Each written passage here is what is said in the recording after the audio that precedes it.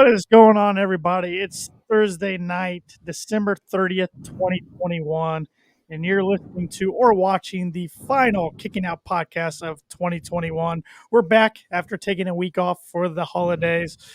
Paul Zartman, my co-host, is with me. Paul, how's it going? How was your Christmas? It was an absolutely fantastic Christmas. Got some AEW figures that I didn't have, and the entire family got Nerf guns. So there was a giant Nerf war on the 26th. Sounds like a fun Christmas to me. Yes. Hope all the KLP listeners and viewers out there had a great Christmas, spent some good time with family and friends. I know we're refreshed. We're ready to rock tonight. We're going to have a fun show. We're going to be recapping last night's Dynamite, which took place from Daly's place to the last Dynamite on TNT, which is really hard to comprehend, kind of. I mean, I'm excited about the move to TBS, but it's just like so many great memories on TNT, and there's something special about having wrestling on TNT. But the good thing is Rampage is staying on TNT, and the Saturday quarterly specials are going to be on TNT. So AEW is not going completely away from TNT. And then tonight we'll be giving our 2021 AEW Awards. That means Wrestler of the Year, Match of the Year. We're going to be doing some predictions for our 2022 Breakout Stars and our title holders by the end of 2022, and maybe some bold predictions along the way if we feel so daring to throw some out. So with that said, Paul, I'll let you kick off last night's recap of Dynamite. All right. It started out with Excalibur welcoming everyone to the broadcast, and he didn't do the typical "it's Wednesday night." You know what that means? In the sense that he normally would, because he wanted to leave that for the gentleman who got to be introduced live on television. Jim Ross came back last night, cancer-free. Yeah, that was fantastic. Great ovation he got. Great to see him back, see him saying, "It's Wednesday night." You know what that means. The full team's back. It felt good. Kind of got cold chills hearing him say it. I mean, I know he's only been gone a month, but it felt weird hearing Excalibur say it every week. Oh, nothing against Excalibur. It's just you get used to hearing it, and I think it was a good break for Jim, honestly, too. It was. Of course, it wasn't a fun break. I mean, the guy's getting radiation on his skin cancer, but probably a good break just to watch the product from a different view and kind of get refreshed with everything a little bit. Yeah, he looked refreshed. He looked rested. So that was good to see. It's been a while since I saw JR actually be excited and moving around without just coming straight out, waving to the crowd and sitting down. So, Yep. That was a great way to start last night's show for sure. And then we got a fun opener.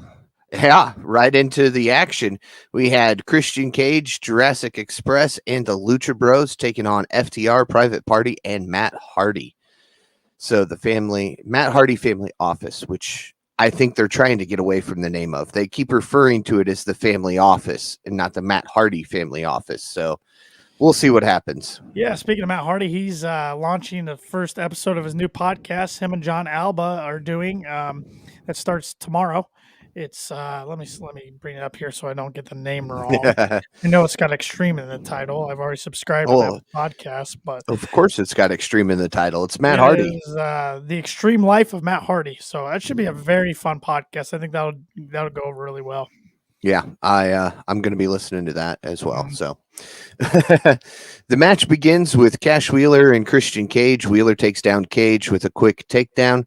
Cage comes back up and hits Wheeler with a flapjack. Cage tags in Jungle Boy. Wheeler retreats and tags in Dax Harwood. Yep. I had to get the shot at his original figures there with the hardwood. Yep, right on the side of the box.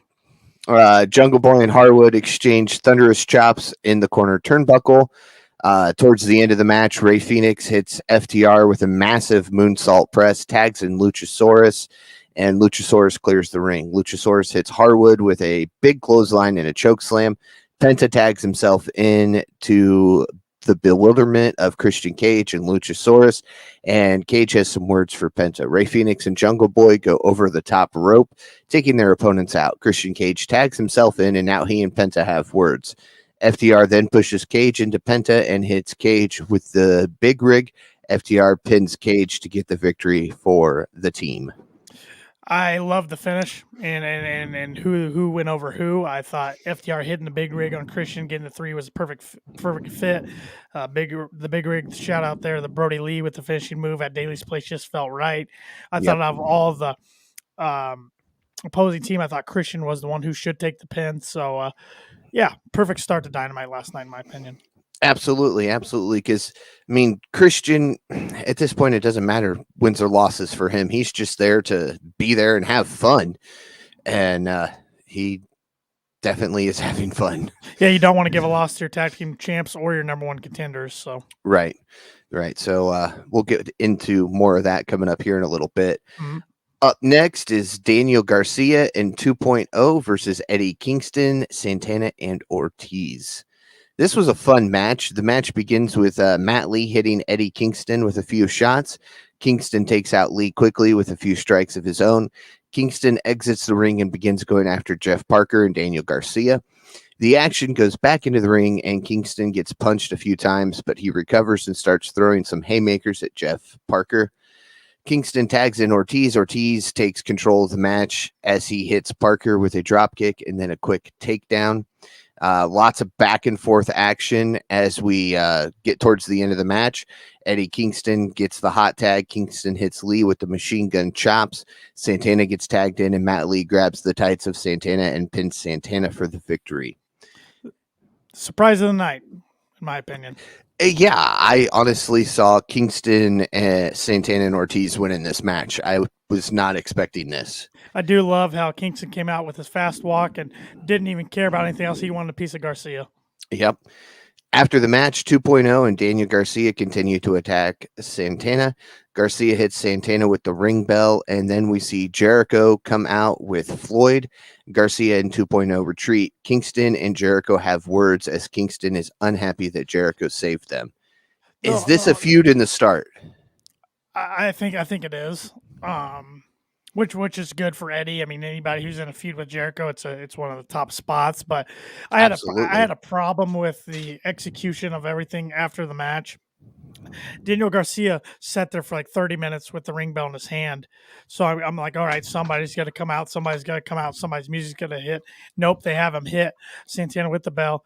And then, like, what felt like an eternity later, right? Judas hits and Jericho came out. So it just, I don't know. I mean, it was probably set up like that on purpose, of course, because Eddie, what are you doing here? He's pretty much saying, you came to save us from what? Everything's already done. The attack's already over.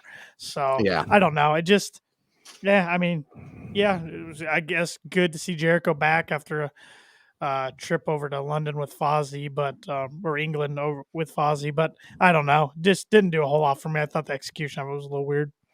Well, yeah, and one of my things was I wonder if this got rushed a little bit to the finish, because Kingston was favoring his leg a lot there at the very end of the match, and I never saw what truly happened to him.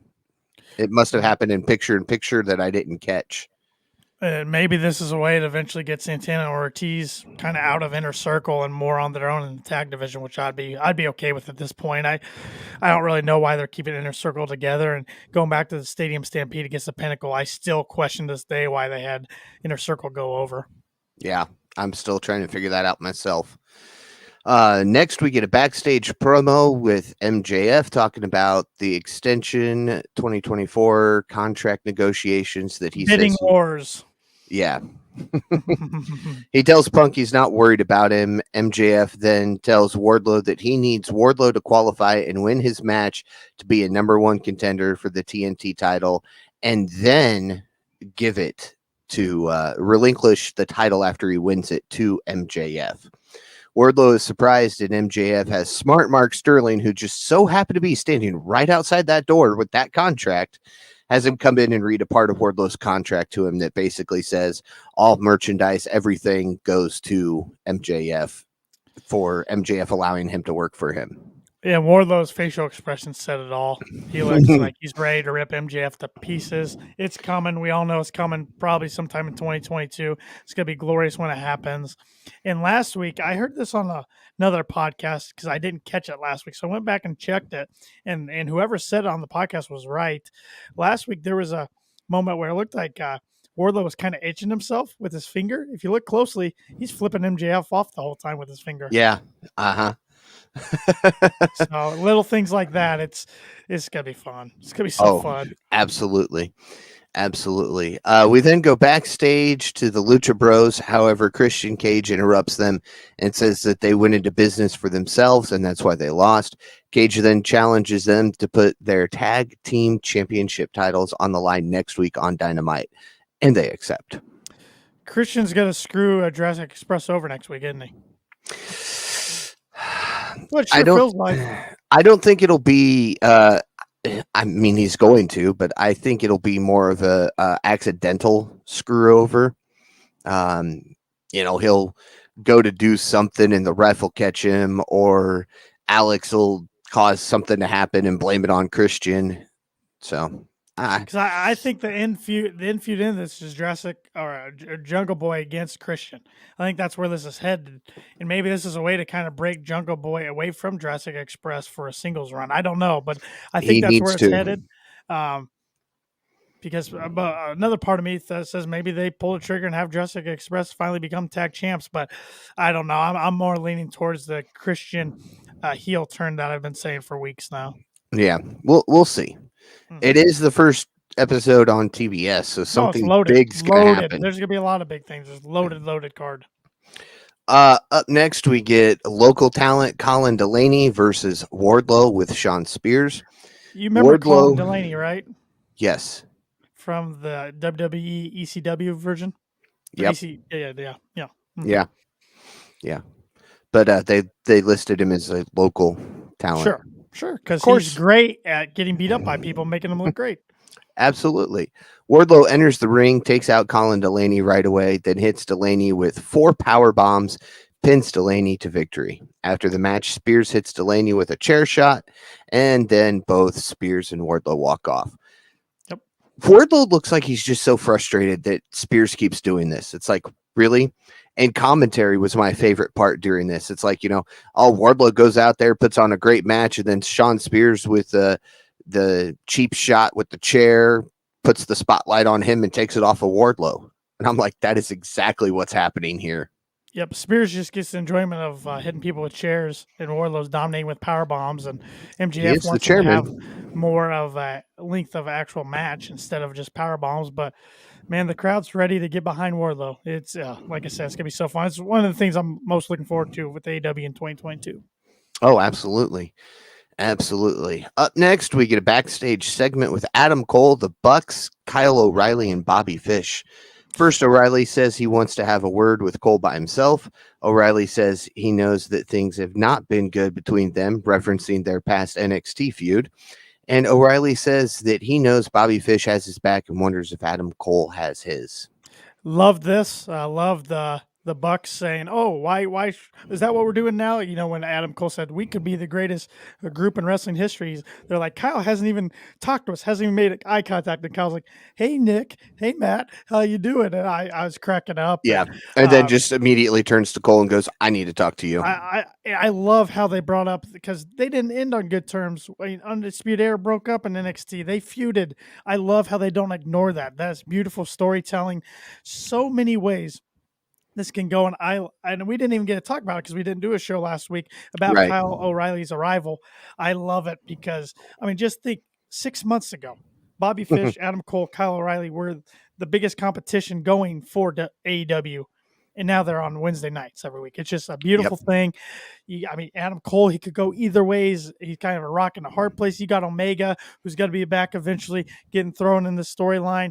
I love it. I love it. I love it. There's so many directions they could go, but I honestly think we'll eventually get a blood and guts or a stadium stampede type match between the Elite and, I want to call him the Undisputed Era, but it sounded like last night Red Dragon. Well, that's Bobby Fish and O'Reilly's name, but there was a name O'Reilly threw out in that backstage promo, which is speculated to be their new name. I didn't catch that. It starts with a P. It was a really forced word in the promo. It sounds too much like Pinnacle to me. I'm gonna have to go try to look that up now because if that's the name, I'm not a fan of it. All right. Well, while you look that up, Yep. I will talk about Dan Lambert. Oh God! Please do. I don't want to talk about him. Dan Lambert's in the ring with Men of the Year, cutting a promo, taking shots at Cody Rhodes. Lambert then begins insulting Brandy, the Paragon. the Paragon. Paragon is O'Reilly referred to that last night in the promo. So that's speculation that that's going to be their name. I don't like if that's the case. No. Okay, that's why it didn't stick out to me because yeah, well, we won't go into that, you know. Anyway, it makes me think of medical field when I think it just of makes Paragon. me think of the Pinnacle or Paradigm Shift. It's just too close to those other terms. So. Yep. Yeah, Lambert talks about how Cody put a tattoo on his neck that even Mike Tyson looks stupid. Brandy comes out and takes some shots at Lambert and says he's an ugly ass bobble-headed Paul Heyman wannabe. I did pop for that one. So did I. But overall, this segment didn't do much for me. It felt like Brandy coming out when she did it against Jade last year.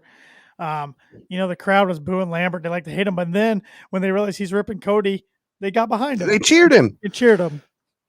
Like the shirt says, heel, babyface, winner. Yep.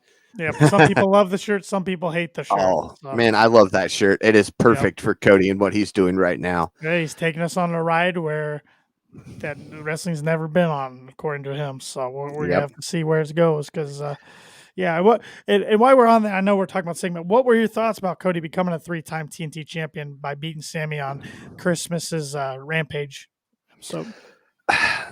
See, I'm torn. I wanted Sammy to hold on to the belt.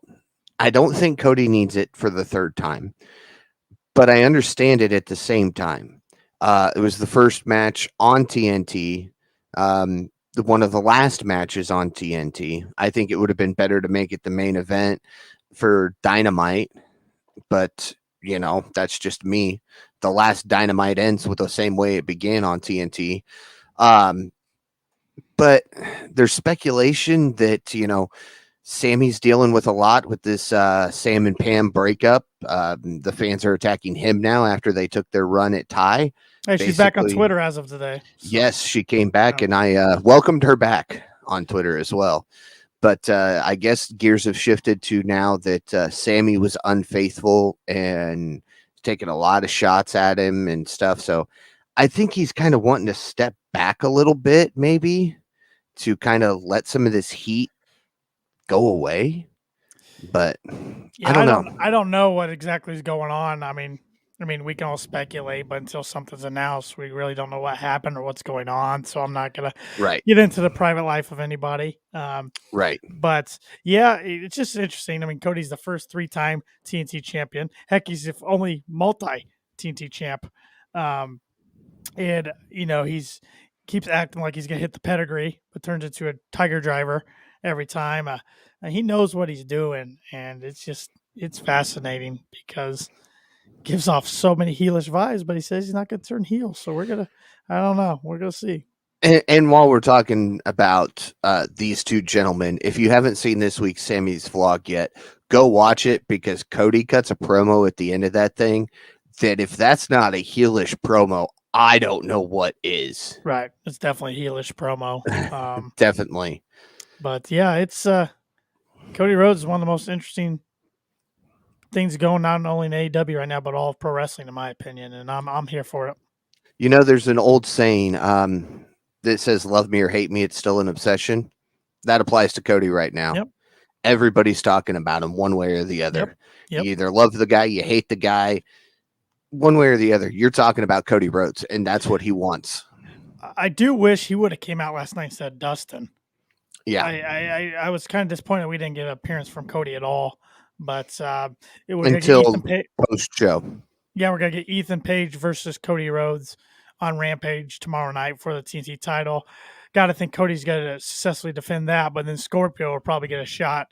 And see, that's what Cody's giving the fans what they've wanted. They've wanted Scorpio to get a title shot. He's got to give it to him. So is he really being a heel if he's giving you what you want? Exactly. See what he's doing there? Yeah. So yeah. You boo the man, but he's giving you what you want. So you hate him, but you got to thank him at the same time. Yep. Up next, it was 9 o'clock. And 9 o'clock got here a lot faster than I thought it was going to. But it was time for the TBS Women's Championship semifinals with Thunder Rosa taking on Jade Cargill, who had Smart Mark Sterling in her corner. And Thunder Rosa coming out in Marvel gear. I absolutely love that. I am a huge Marvel nerd. Watching her walk out in blue and yellow, I was all for it. Yep. Wolverine look. Oh, yeah. Oh, yeah. Thunder Rosa runs right at Jade Cargill, takes her out with a drop kick. Cargill retreats and leaves the ring. Rosa tries to hit a dive on Cargill. However, Mark Sterling cuts her off. Thunder Rosa then takes out Sterling. Rosa takes her focus off of Cargill and then gets attacked from behind. The action for the next few minutes stays outside of the ring. Each competitor goes back and forth with getting the upper hand. Cargill sends Rosa into the steel post and then rolls her into the ring. Thunder Rosa gets back in control. Rosa begins working on the left leg of Jade Cargill. Rosa goes to the ropes, and before Rosa can hit Cargill, Cargill hits Rosa with a Samoan drop. Thunder Rosa recovers, starts working on Cargill's legs again. Rosa puts her in the figure four submission. Cargill makes it to the ropes only because she's like 6.5 feet tall. I mean, if she was any shorter, she wouldn't have made it to the ropes. Sterling then distracts the referee, and a hooded figure attacks Thunder Rosa. Jade Cargill hits Jaded on Thunder Rosa, gets the victory to move on to the TBS Women's Tournament Finals. After the match, Rosa attacks Cargill. However, the person who attacked Rosa while the ref was distracted gets back into the ring and helps Cargill. The person takes off the hoodie and their mask, and it's none other than Mercedes Martinez. Your thoughts on that?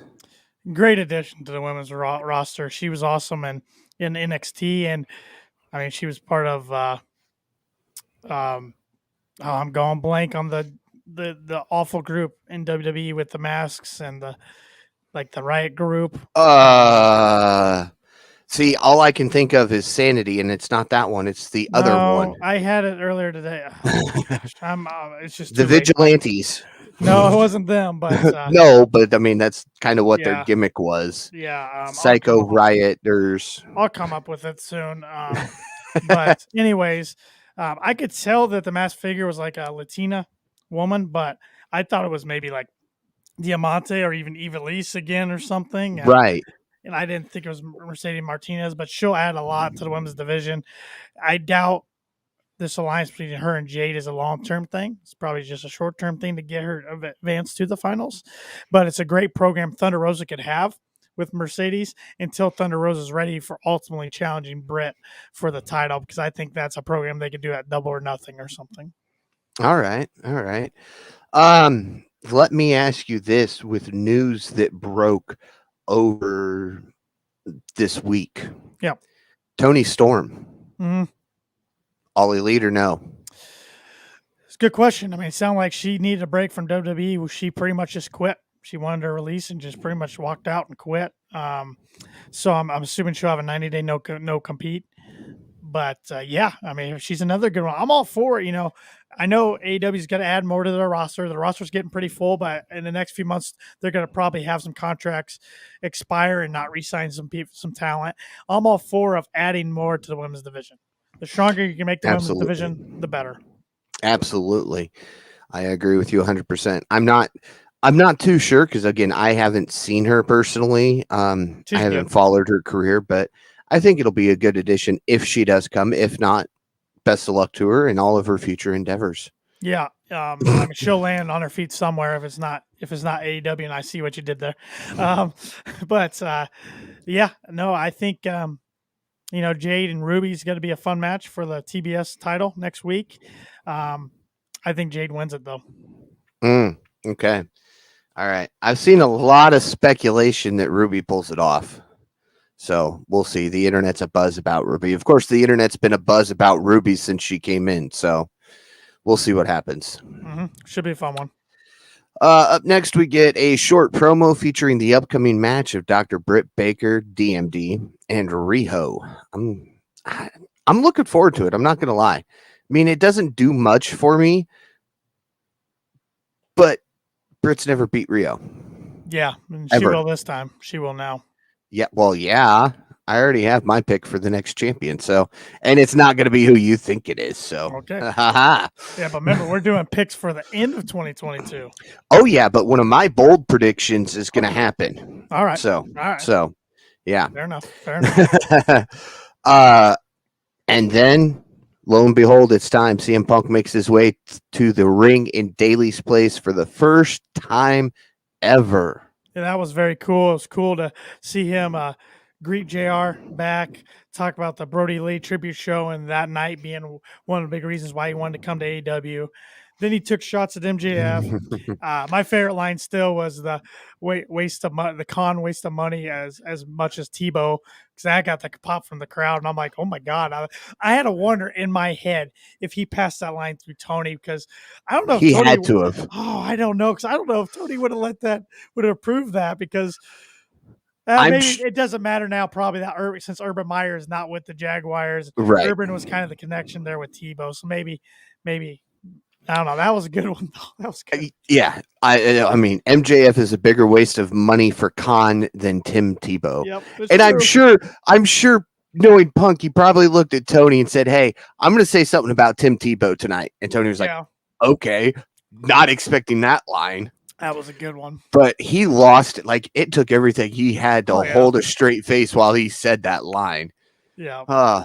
But yeah, Punk says it would be Did you notice that? Haircut. Yeah. Yeah. Trimmed the beard up a little bit. Shaved the sides. It looked good. Punk says it would be a real shame if someone were to interfere in MJF's quest for gold. But here's what's interesting. Punk talked like he was going for the gold.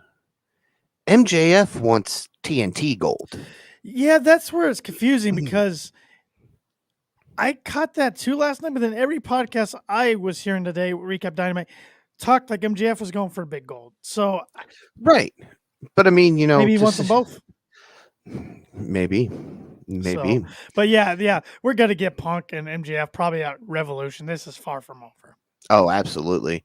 Up next, Ricky Starks, Powerhouse Hobbs cut a promo backstage, welcoming back JR, saying that that way Taz can focus on him, Hobbs, and Hook even more.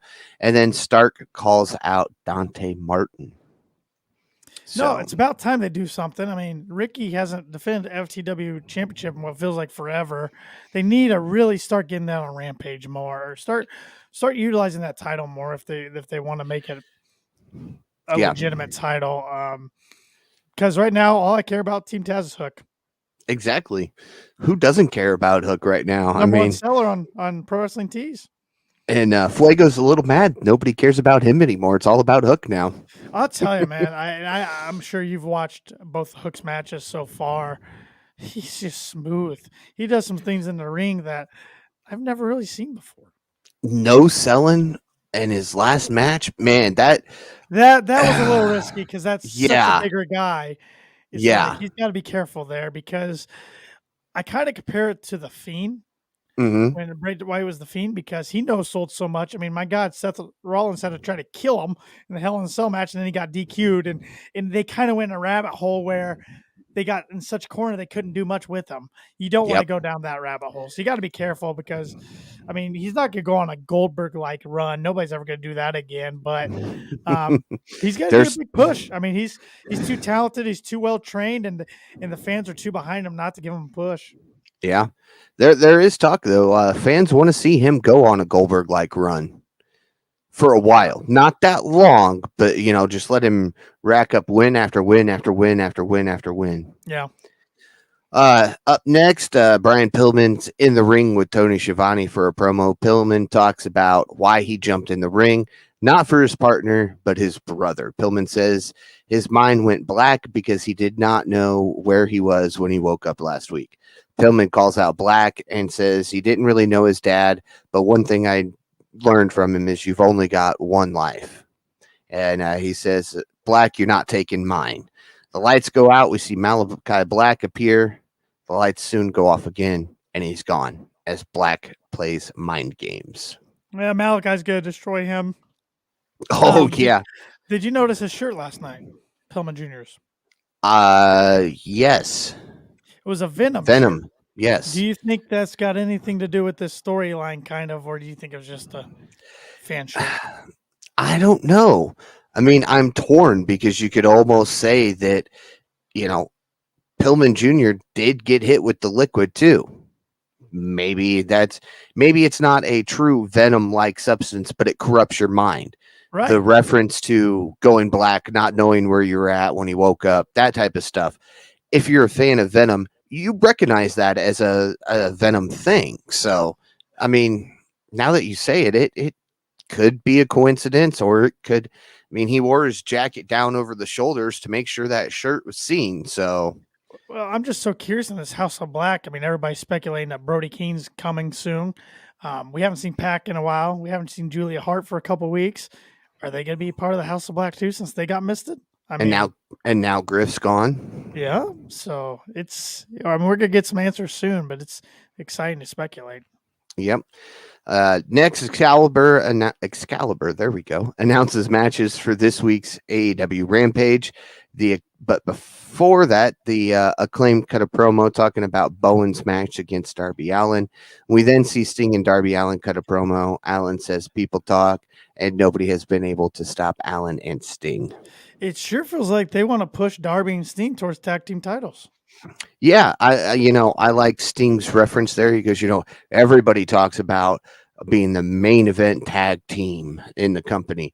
When I started out in this company, you treated every match like it was a main event match. So, I don't know. My favorite part of both promos though was Bowen's, or maybe it was Casper. I think it was Bowen saying, "Darby, My Chemical Romance looking ass." That was great. That popped. That was Bowen's, yeah.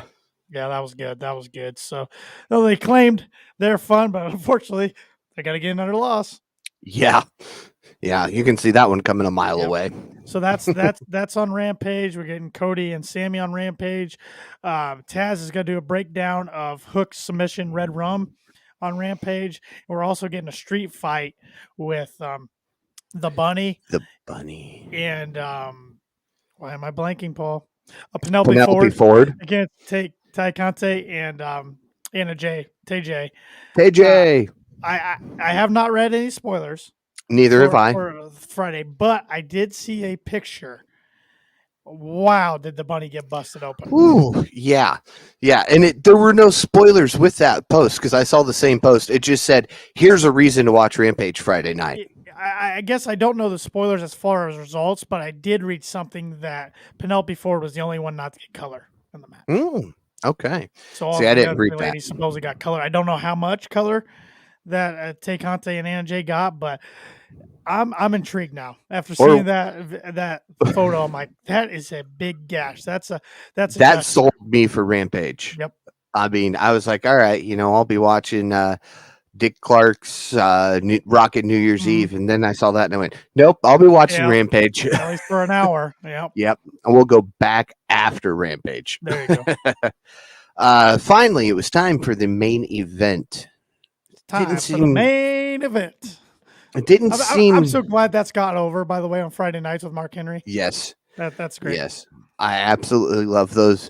We're going to talk with the competitors. Here's Sammy Guevara and Cody Rhodes, and from Rampage this past Friday night, Arn going, "Look, Mark Henry, it's great and all. I like you. You're a good guy, but this ain't about you."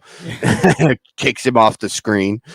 I'm just glad he's got something that the crowd loves because I kind of felt bad how fast they got rid of him from the commentary table. Yeah, I know. But he seems to be enjoying this every single week. So, but it's Adam Cole, Kyle O'Reilly, and Bobby Fish versus the Chaos Project, or Chaos, Orange Cassidy, and the Best Friends. All right. Sorry, I was texting somebody here, but yes, No. You're fine. I just getting like I said, Adam Cole, Bobby Fish, Kyle O'Reilly, seeing the Red Dragon graphic, seeing O'Reilly and Fish come out together, and then Adam Cole. Oh man, it was goosebumps. It's all about the boom. Mm-hmm. The match begins with Kyle O'Reilly and Chuck Taylor. O'Reilly takes out Taylor quickly. Taylor tags in Trent. Trent and O'Reilly exchange a few punches and kicks. O'Reilly and Trent tag out. Bobby Fish, Orange Cassidy are the legal men. Oh, before we get into this, I was thinking this last week when Kyle O'Reilly attacked Orange Cassidy, that it's the perfect way for him to come in because let's not forget Kyle O'Reilly just dressed up as Orange Cassidy for Halloween. You're right. In NXT. You're right. So long-term storytelling. Yep. Yep. Orange Cassidy messes around with Bobby Fish. Adam Cole has had enough and takes a cheap shot at Orange Cassidy. Fish tags in Cole, and now Cole is getting triple teamed by the members of Chaos. Soon, Cole, O'Reilly, and Fish triple team Chuck Taylor. We go to the final picture-in-picture commercial break with Adam Cole in control. Come back, or throughout it, Cole, O'Reilly, and Fish control the match. We return with Chuck Taylor throwing O'Reilly into the barricade on the outside. Trent hits O'Reilly with a flying back elbow and a thunderous DDT. O'Reilly and Fish hit Trent with a flying knee drop. Orange Cassidy is now tagged in, and he clears the ring and hits Cole with a tope suicida. Then the action goes outside of the ring. Chuck Taylor hits Bobby Fish with a super kick. Cole then hits Taylor with the super kick. Cole goes for Panama Surprise, but Taylor counters and slams Cole. Taylor then takes out Fish and O'Reilly with a dive. O'Reilly accidentally kicks Cole, and Cole flies to the outside. The best friends take out O'Reilly, however. Brandon Cutler comes out and distracts Trent and Chuck and the referee. And then the Bucks make their way to the ring, hit Trent and Chuck with super kicks. Then O'Reilly and Fish hit Taylor with the Chasing Dragon. O'Reilly then pins Taylor for the victory. Perfect.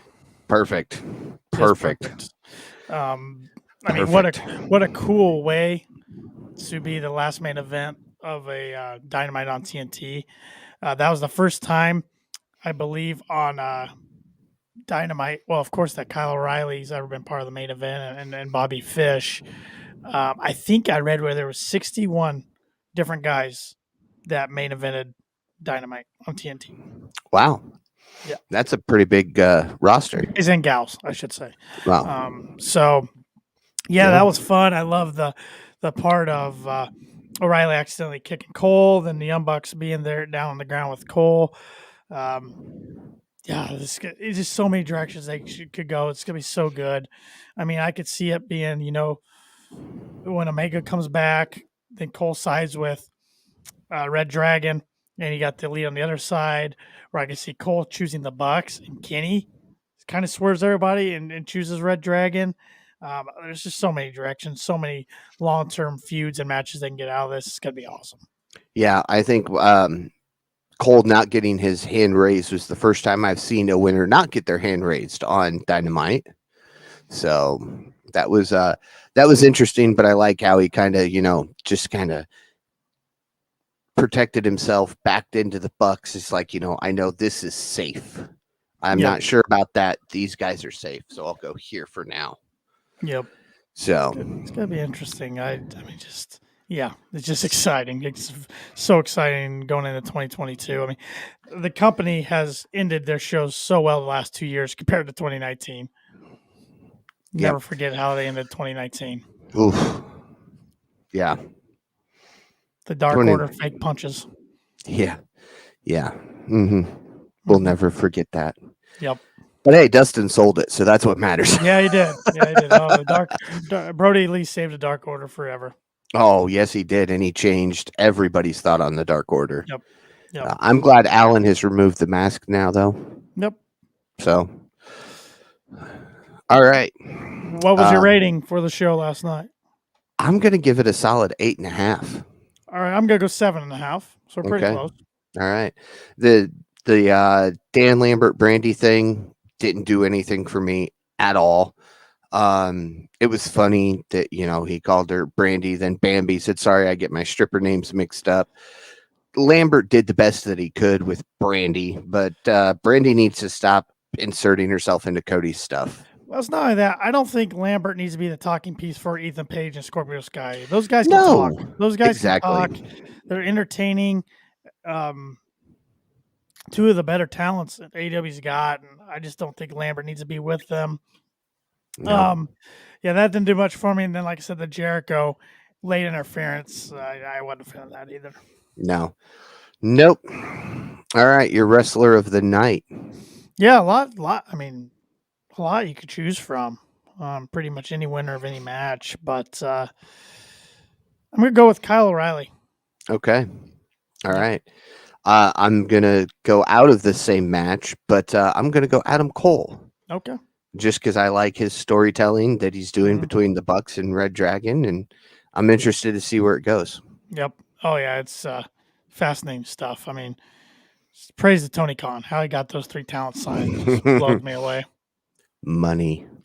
Yes, you're right. Money talks. Money talks. Yeah. Right. I think there was a conversation that said, Dad, I need these guys. I need a little extra allowance this week.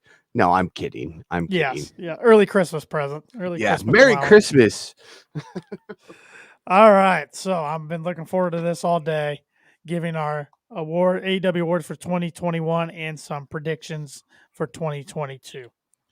Let's start with your wrestlers of the year for 2021, because I did a male and a female myself. So did I. So I'm glad we agreed on that. Let's go female first. Ladies first. All right. Dr. Britt Baker, DMD. Absolutely. I mean, there was nobody else I even really considered. Well, see, and I had to go with her because at the start of the year, I didn't like her. No, you didn't. She won me over, so I had to go with her for my wrestler of the year. It was only fitting. I mean, Thunder Rosa has been great. Sheeta was a good champion, but Britt's taking the championship to another level. Yep. You're male. Kenny Omega. All right. I went with his former tag partner, Hangman Adam Page. Oh, okay. Interesting. So, interesting storytelling throughout the whole year. He stopped hanging out with the Bucks and Kenny, and he switched gears with the Dark Order. Then he got away from the Dark Order, and then he was the Lone Horseman, and then he had a baby, and and then he ends the year as champion. Yeah, we'll see what the Hangman era has in store in 2022. I had to go with Kenny because, I mean, the guy held the title from Winter is Coming in December when he and Callis cheated to beat Moxley, cleared a full gear when he lost to the Hangman Page. Not only that, but along the way, he was also the AAA champion. And then he ended up vacating that because of his surgeries. He was the Impact champion until he lost it on the debut episode of Rampage to Christian. I mean, he was a champion for 3 big promotions at the same time. That's unheard of nowadays. And see, I almost went Omega. I originally had Omega wrote down, then I flipped the page over and switched it to Hangman just because I figured everybody's going to go Omega because he did so many great things. Oh, yeah. I mean, battled through vertigo in the ring every single week. He's been injured since like December of last year and just fought through it all. So, yeah, he is a deserving wrestler of the year, but I went Hangman just to be different. Wanted to switch it up a little bit. Yep. All right. How about your match of the year, Paul? Now, here's where Omega gets it for me. Omega versus Bryan Danielson. At Grand Slam? Yes. I mean, Adam Page and Bryan Danielson, that was a great 60-minute. That reignited the passion for a lot of people. But Kenny Omega, Bryan Danielson, I've wanted to see this for years, and I got to see it. So that is on my list of 6. That's not the one I ultimately chose, but I'm going to list all my choices, and then I'll pick my favorite. So here are my choices. I had Inner Circle versus Pinnacle Blood and Guts. That was on Dynamite on May 5th. Thought that was a really good one. Very entertaining because we waited so long to get a Blood and Guts match. Yes. Ray Phoenix versus Kenny Omega, the Dynamite main event on the first Dynamite last year on January 6th. Okay. That was a heck of a match, if you remember. That was. That might be a match of the year candidate right there. Yeah. Thunder Rosa versus Britt Baker, the unsanctioned Lights Out main event of St. Patrick's Day Slam on March 17th. The first and only I believe it's the first and only AEW Dynamite women's main event. I could be wrong there. Definitely the first. So, yeah, but that match was so good. mm-hmm. Lucha Bros versus Young Bucks steel cage match for the tag team championships at All Out on September 5th. Hangman versus Danielson just lately as winner's coming on December 15th, and then the match you said Danielson versus Omega Grand Slam September 22nd. So that was my list. I'm gonna go with the females. I'm going with Thunder Rosa, Britt Baker. Just when I looked back, that was the first match that came to my mind. I just remember being blown away by the violence, the intensity. I mean, Thunder Rosa won the match. I think a lot of people forget about that. Oh yeah, because they Britt do. kind of took the headlines, but Thunder Rosa won the match. Yep. But yeah, that was actually my female match of the year. So okay, you broke it up. We agreed. Two. Yes. Okay. Yes. If I had to go male match of the year, I think I'm gonna go Hangman versus Danielson. Probably, I mean, it's more recency bias probably than Omega Danielson, but both of those are fantastic. Absolutely. Absolutely. So, all right, let's hear your breakout stars of 2022. Yeah, this was hard. This was really hard because yes, it was. I had 3 that I knew were going to be on there, and the rest I was like, man, I need some more. And depending on who you ask, their definition of breakout star might be a little different. Mm-hmm. So let's go one at a time. I'm going to start with my lone female on here. You know, because I really wanted to incorporate at least one female, and it was really hard for me to think of who I think could be a breakout female star. I went with Jamie Hayter. Okay. All right. I think she's going to eventually feud with Britt Baker and get a break out of that group with Rebel and Britt and be on her own. And I think they're going to give her a big push. All right. Now, my breakout star, my first, I actually had 3 females. And good. The one I will explain why when I get to her. But the first one, Anna Jay. Now, a lot of people will say she's already a big star, but she's going to do big things in 2022. Yeah, I could see that. So, you can go ahead with the other 2 females too, if you want. All right. Joining Anna, Ty Conti. She's been on a lot of winning streaks. I almost picked her, but the fact that she's already fought Britt at Full Gear for the title, she's already got a title shot. I don't know. But like I said, everybody's got their own definition of breakout stars. So yeah. So I can respect that. And the last one was also a breakout star in 2021 in AEW. Now, she's already been a breakout star all over the place, every promotion she's ever been a part of. But I think she'll continue to do great things going into next year, and that's Thunder Rosa. Yeah. So it wouldn't shock me for her to have gold at some point in 2022. Exactly. Because now there's 2 titles, too, on the women's side. Yes. All right. I will go with my next pick, Ricky Starks. Absolute Ricky Starks. He's the FTW champion. He hasn't had too many matches since his neck injury. I know Hook's kind of the main stud right now of Team Taz, but I think Ricky's ready for a big push. He's too talented not to be.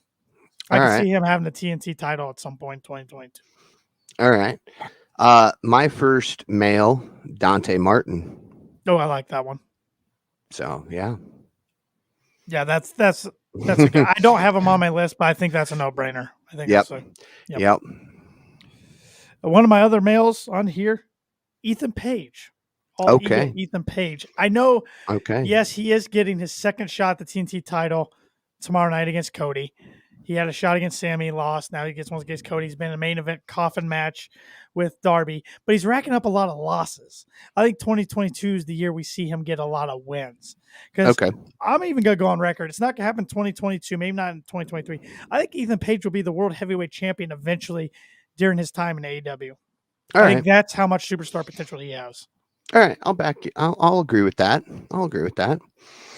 My next one is he kind of a breakout star in 2021, but it was with a group. And I think in 2022, we're going to see him leave said group and be a star all on his own, even more than he already is, and that's Sammy Guevara. I would consider him a breakout star in 2021. Oh, I do. But you think it's even going to go more? Yes. I think Sammy is part of Inner Circle, and that's weighing him down. If he steps away from Inner Circle, there will be more gold around that man's waist, and I don't just mean TNT. Yeah, because he last night said he's going for the TNT title again eventually. So, yep. Who you got next? Yeah, I got 2 left here. So do I. I think these are both pretty popular picks. Hook. Yep, And I agree with that. He's already there, I guess, right now, kind of, but he still only has 2 matches under his belt. And it just really looks like the company's ready to strap a rocket to the guy already, and I'm anxious to see where things go with him. So, I mean, when you're number 1 merch seller, I mean, after one match. Take note. Yep. Yep. And since we agreed on that one, I'll list my last one, who's probably the same on yours as well, and that's Wardlow. Absolutely, 100%. He's gonna get away from MJF, and he's gonna rock his world, and he's gonna have a singles career like none other. He's gonna be massive. Yes. And I hope AEW can keep him, because he's the type of talent that WWE, that Vince would drool over. He reminds me so much of a young Dave Bautista. Yes. I saw somebody try to compare him to Lesnar. Lesnar's in a different category than almost anybody. I don't really compare anybody to Lesnar, but just when Batista turned on Evolution, that's what's reminded me of this eventual Wardlow turn. And he's going to be he already is one of my favorites to watch. When Wardlow's on TV, I have to watch him every week. When he becomes a babyface, he's going to sell a bunch of merch. It's going to be awesome. And you know, with the Dave Batista comparison, it's great because he already does the whole thumbs up and then just drops it and drops the guy. Yep. So there is that comparison and that reference between the two. So we'll see. Yep. All right. Now for your title holders for the end of 2022. Let's go with, actually, I kind of made a bold prediction in mind. Okay. It's time to get the trios titles, Tony. It's time. Ooh. There's too many factions. There's way too many factions. Now you got Cole, O'Reilly, and Fish who could go for the trios. So many options. So I think we see the trio titles get introduced. So by the end of 2022, I think 2.0 and Daniel Garcia are your trios title holders. Okay. All right. I'll second that for trios. They're a young team. Push them to the moon. Kind of off the grid. I mean, I think they open up with a trios faction of like Adam Cole, O'Reilly, right, and Fish, or if Christian stays with Jurassic Express, those 3, or I guess if Marco comes back, you could do that, or if maybe Marco comes back, you mean when? Eddie, Santana, Ortiz, if they're kind of faction. There's so many factions. Dark Order, Hardy Family Office. There's so many. It's time. I mean, O'Reilly even said last night, to be successful in AEW, you need to be in a faction, pretty much. So, I think it's time. All right, yeah. You pick the next title. All right. Let's go with the newest. Let's go TBS Women's Championship. Another hard one to predict, and because I made her one of my breakout stars in 2022, I'm going with Jamie Hayter. She was in a TBS title tournament, suffered a loss, but if she's going to be a breakout star and they're going to push her like I think, I could see her winning that eventually by the end of 2022. And now mine I picked because she was in the tournament, and I don't think this is going to be a long title run. I think she's going to win this in November, carry it through December, and drop it first part of 2023, and that's Chris Statlander. I almost picked her as a breakout star for 2022. I did too. But she's kind of already there. I mean, she's already, but the women's division is starting to grow so much. It's getting harder and harder. It's so hard to predict. Yeah. Where are we going next? Let's go. Let's stick with the women's division. Let's go with the women's AEW World Title. All right. She was one of my breakouts, Anna Jay. Oh. All right. Yeah, I think it looked good on her, and she's got the backing of Ty Conti and the entire Dark Order, especially -1. I think they make it happen. So do you think Britt holds it, then she beats Britt, or do you think we get a number of women's champions in 2022? I think there will be at least 2. Okay. But I think Anna Jay will end the year. I'd love to see Anna Jay beat her mid-year and take it and hold it the rest of the year, but I think somebody will be there in between. I just don't know who yet. Well, if she's ready or not, I think the company's ready to The company's definitely ready to strap a rocket to her back. Jade Oh, Cargill. Jade Cargill is my prediction. Okay. I think she'll win the TBS title, hold for a while, eventually lose it, then go right after Britt's title, and she'll be the one to knock off Britt. All right. See, there we go. And then somehow Anna. Or I just thought about this. It just clicked in my head. Thunder Rosa beats Britt. Then they can tie in the Jade Thunder Rosa finish from last night, and Jade gets it from Thunder Rosa. And then Anna Jay gets it from Jade and ends the year as champion. I'm okay with that. I'm okay with that. So I'm sitting here looking at my list and totally just realized I didn't put the tag titles on here. So I'm going to go tag titles, and I know who I'm going to pick. Go for it. Darby and Sting. Ooh, I like that. I like so many options in the tag division. There are. I'm going with two guys that I think are overdue to win the tag titles: Santana and Ortiz. Okay. All right.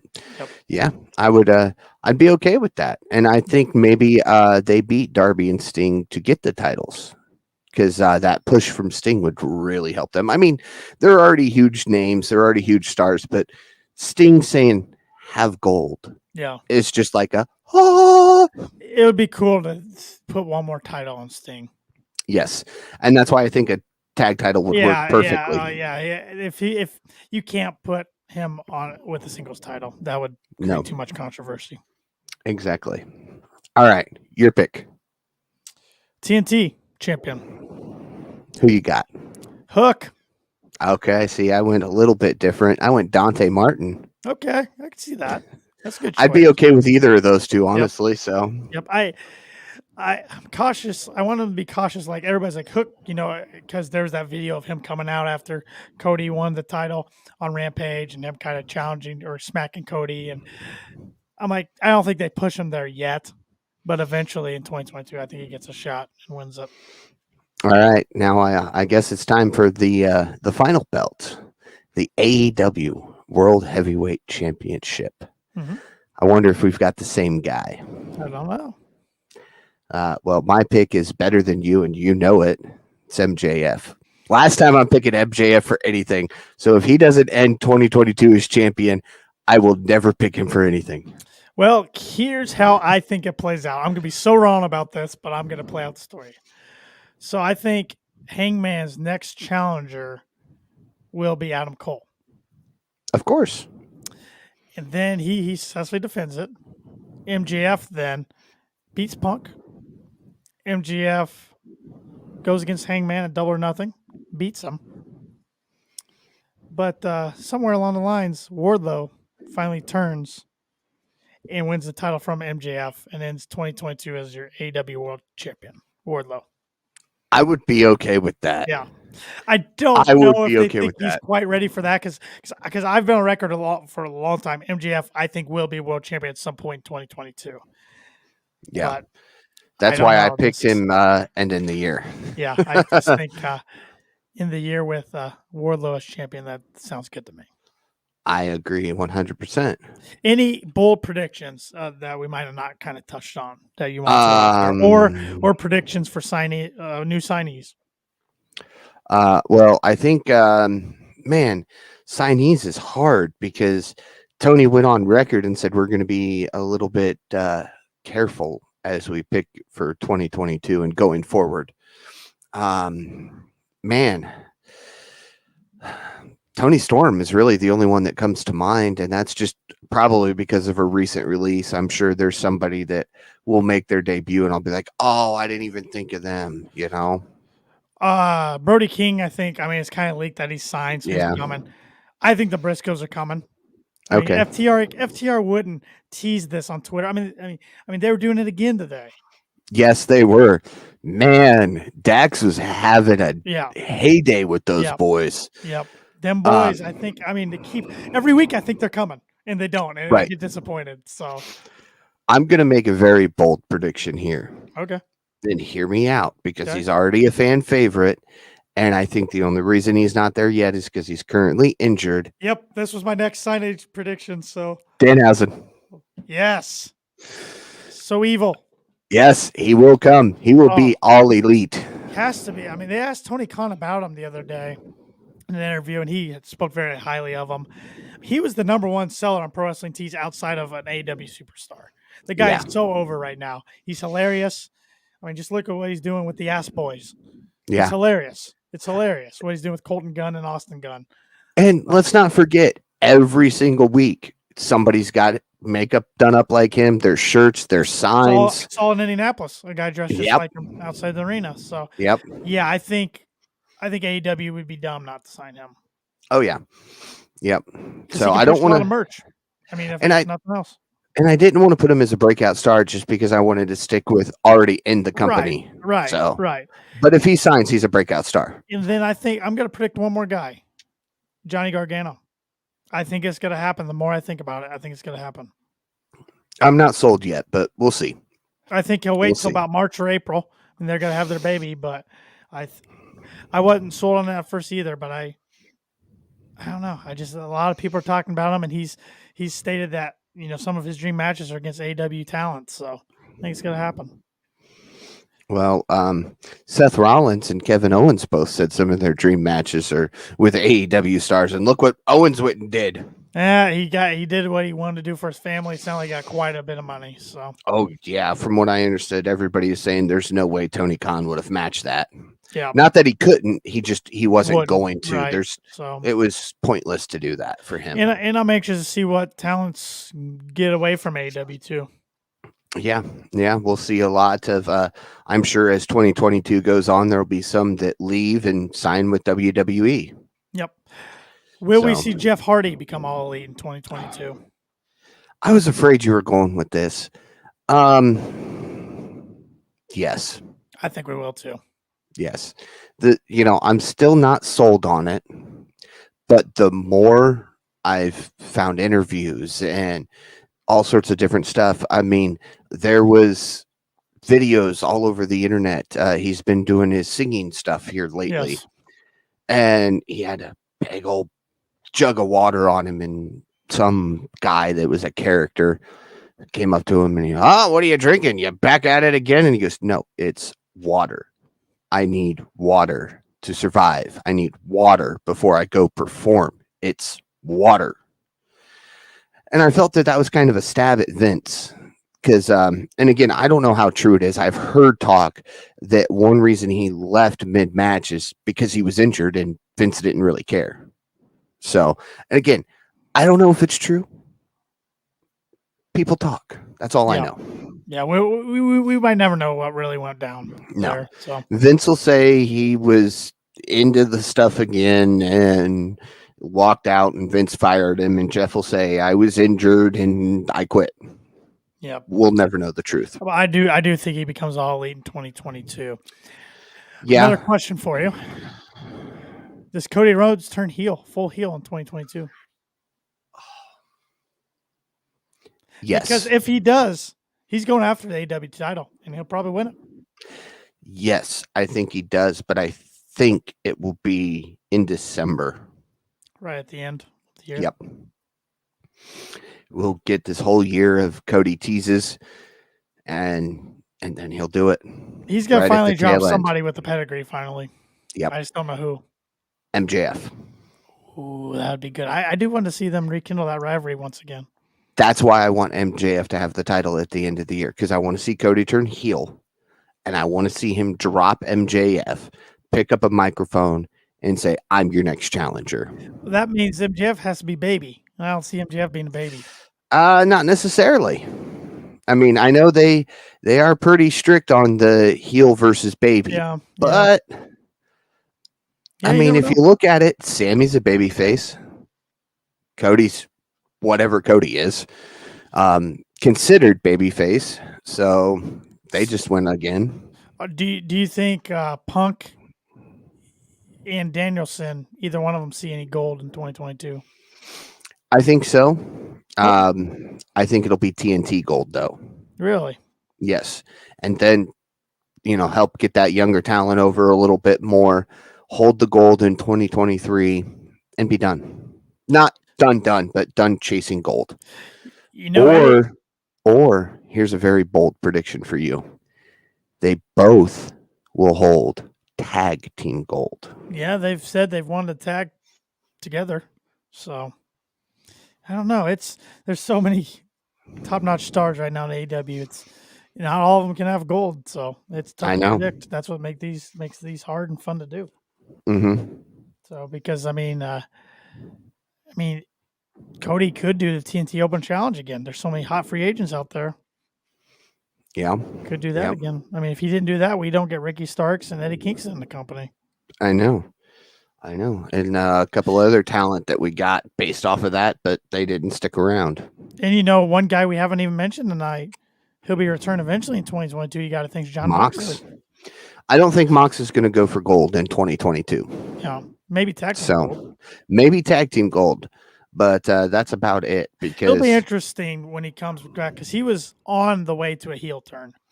He was. And now I feel like they can't make him heel at least right when he returns. Right. They'll do what they were doing. They'll have him come in and he'll come through the crowd all, yeah.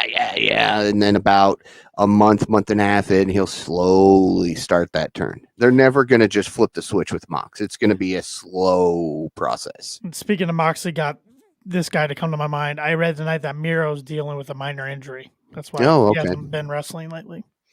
Okay. I still think Lana might join. Of course, the longer it goes on, the more it kind of fades. Yeah. But if Miro's out on injury, this would be the perfect way to bring her in. She comes with him when he comes back. Yep. Could be. I think we're going to see some debuts here in the next few weeks.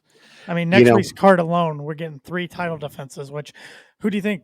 Danielson or Hangman? Hangman. I think Hangman wins in 59 minutes. Yeah. Or they'll let it go to count out again because they've got 3 judges ringside.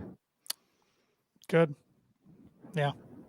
Yeah, I think Danielson finally eats his first loss, though. Yes, he needs to. He needs to eat the loss. Yeah. There's nothing wrong with it. He's got plenty of wins. It's not going to hurt him to take a loss. No. It's too established. Yep. As we were talking, you said Miro, and it got me thinking about another gentleman who might make a return soon. Penelope's husband. I've forgotten all about Kip Sabian. Yeah, because they haven't done anything with them. He is now in the intro of Sammy's vlog. I mean, of course, he's under the box, but... Well, Sammy redid his intro of the vlog. I know, to look like the Teen Titans. Yeah. I love it. I love it. So... Yep. We'll see. It'll be interesting to see where Being the Elite goes in 2022. Or Sammy's vlog for that matter. Where does anything go at this point? I mean, Ethan there Page's are vlog. so That's many another questions. one you need to check out. Ethan Page's vlog. That's a good one too. Yeah. So. Yep. So lots of good things. So many fun storylines and possibilities going on going into 2022. It's a fun time. Yes, absolutely. Looking forward to it. Final thoughts for this year, Tanner. It's been a fun year to be an AEW fan. It's great to get the fans back. We got a taste of it, Double or Nothing in May, but they fully came back and went on tour in July. I know COVID's spreading rapidly right now, but I don't think they're going to stop having fans anytime soon. So hopefully we get a full year in 2022 of full fans and full stadiums and arenas. And man, I can't wait for Wednesday nights every week. And I'm really looking forward to the TBS, back to the mothership, back to the good old days of WCW and in the late 80s and early 90s. So looking forward to it. There's a show. I have one final question for you. And this isn't really like a prediction or anything. This is just your thoughts. Okay. There is a show that is rumored to air right after Dynamite. What's that? Wipeout. Oh. And that's hosted by John Cena. Right. Never. You don't think so? Never. You don't think he'd ever step foot into a ring, even if it was to promote Wipeout? Nope. Okay. Nope, I don't. Okay. I think he is as loyal to WWE as they come. Him and Dwayne Johnson are two you'll never see in the AEW ring. And Undertaker. And Mark Calloway, yes. But no, it would. I mean, that would turn any of those three turn the wrestling world just completely upside down. But I think AEW is doing a good enough job as is with that, with getting the talents they have lately. Oh yeah, yeah. I just thought, maybe not even as a wrestler, just kind of like something like Brett did. Just come out, say something. Hey, check out Wipeout right after Dynamite tonight, and leave. Yeah, I mean, yeah. I don't know. I just can't see it. I mean, crazy things have happened. I never thought we'd see CM Punk back, but I just thought of something we didn't do. Owen Hart's tournament. Yeah, we didn't record last week, so we didn't get to talk about the Owen Hart Cup. The finals will happen at Double or Nothing. They're gonna have a women's side division and the men's side. Just really cool. It's really cool that Martha Hart agreed to do all this, and a great way to honor Owen. He's gonna be in the video game. He's gonna have merch, all types of things. So just very classy way to do it. If you could pick, who are your picks for winning that? Oh my gosh. That would do Owen justice. Oh my gosh. And not just like they did, like Big Show was the first one to win the Andre the Giant Battle Royal, which I thought was fitting because he's the closest thing we have to Andre at the time. Well, they even tried to make him Andre's son in WCW when he came in as a Giant. So Paul, that's a good question. I don't know. I'll give you till next week to think about it. Yeah, give me a week to think on that because I want to do that right because there's a couple guys that come to mind, but I want to think about that one a little bit. Yep. And maybe we start to see the bracket fill out on Dynamite next week. That'd be nice. Or Rampage this week. Yeah, they might wait till like even post Revolution to start filling it in, but we'll see. We'll see.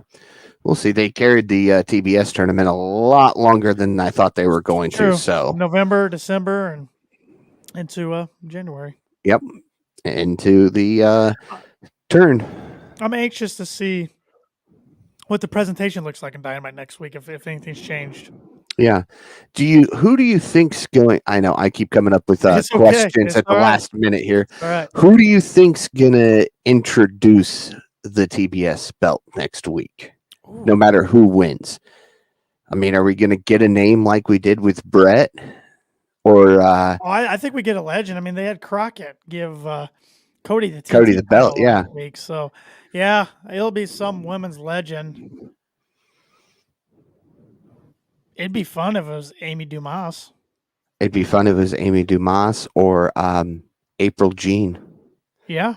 That one would be fun. Just for her to come out, skip around the ring, hand the belt off, and say congratulations, and then skip away, never to be heard of again. If it wasn't for her involvement in that new women's promotion, that might happen. But I don't know. That's a good question. I didn't think of. I think they'll definitely have somebody present it though. Oh yeah, I don't think we're gonna do. I mean, we've already seen the belt, so I mean there is that. Beautiful title. Oh yeah. But I don't think Aubrey's gonna be handing over the belt. I think they're gonna have somebody legendary do it. Yeah, and I think it'll be a surprise. Yeah, I just said Amy Dumas because I know she watches the product. So we'll see. Yep. Good question. All right. Well, before I come up with any more questions as we're going, that's going to do it for this episode of the Kicking Out Podcast and our final episode of 2021. Yes. Have a happy New Year, everybody. Celebrate responsibly. Make sure you got a driver if you go out. Absolutely. Or stay home and watch Rampage. Yep. Oh, do that anyways. And if you can't, at least record on your DVR so you can watch it later. Absolutely. That way you can watch it sober one way or the other. Stick with us as we head into 2022. Going to be a lot of big changes coming. I know we both have some stuff in store that we'll talk about in 2022. Be sure to follow Kicking Out Podcast on all social media platforms and listen to us wherever you listen to your podcast. And if that happens to be Apple Podcast, give us a like and a review. That helps us out a lot. Don't forget to stop by ProWrestlingTees.com, pick up your Kicking Out Podcast merchandise, support a great podcast, and looking great while you do it. 20% off with, I'll share it on social graphics. There's a promo code going on right now. All right. Tees, it starts on January 1st, goes through like the 5th or 6th. I'll share it because I don't remember the promo code off the top of my head. So I know for AEW, it's AEW 2022. So it's probably something along those lines. It'll probably be like PWT 2022 or something, knowing them. But yeah, be sure to follow Tanner Lee on all social media at Tanner Lee92. Follow myself at Paul Zartman 921. And for Tanner Lee, I'm Paul Zartman. Join us again next week as we kick out yet another podcast.